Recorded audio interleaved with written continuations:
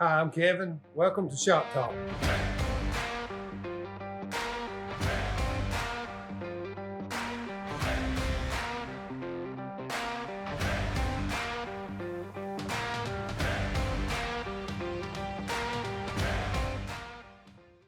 Well, today what we're going to do, and we've got an LS engine here and an LS pulley system, and this is pretty universal for all of them, but we're going to show you how, if you need a belt and don't know what length it was or need to try to figure one out, kind of how to do that, how we do it.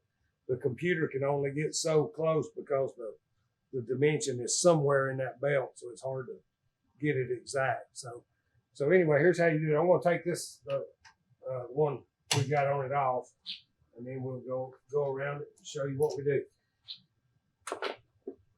So with the belt off of it,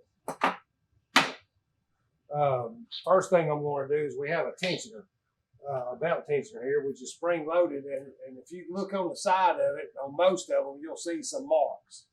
And I'm going to mark this thing so we can see the top of the travel, the bottom of the travel, and we're going to try to shoot for somewhere in the middle when we get the belt side on. So mark it right there,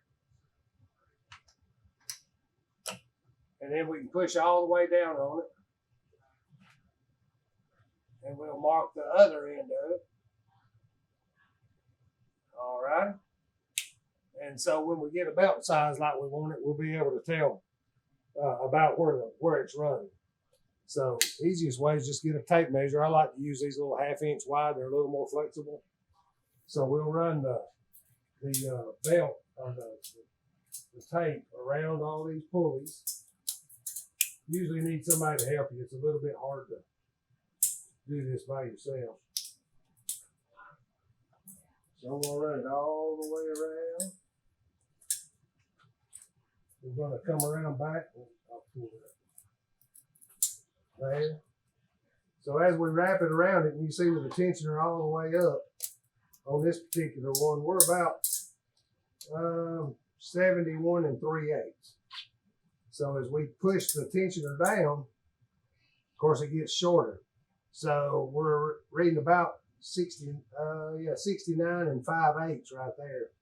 So I would say back off of where I was. So somewhere between 69 5/8 and 71 3/8. I'd probably try to hit the middle somewhere. So we're probably going to be around 70 1/4 roughly. So then, now that's belt size. Sometimes you can tell about the numbers on the belts, but not all the time. It'll kind of get you close. So this is a KO 70710. So 71 will be kind of in the middle.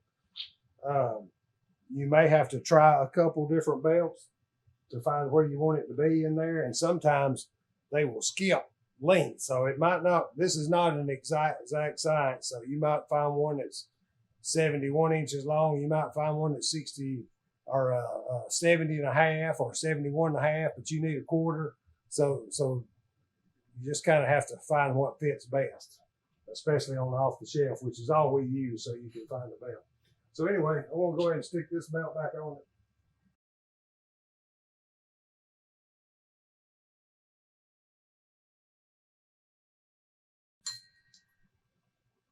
Just fruit for knowledge.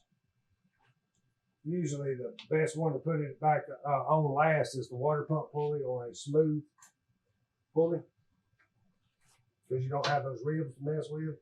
Usually pull up on the tensioner a few times, let it spring.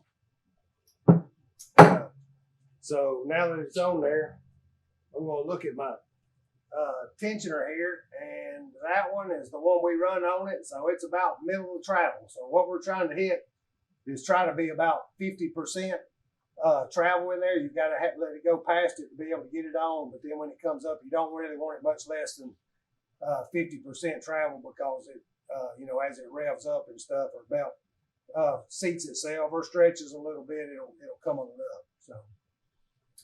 So that's my tech thing for today. Thank you for watching, and we'll see you later.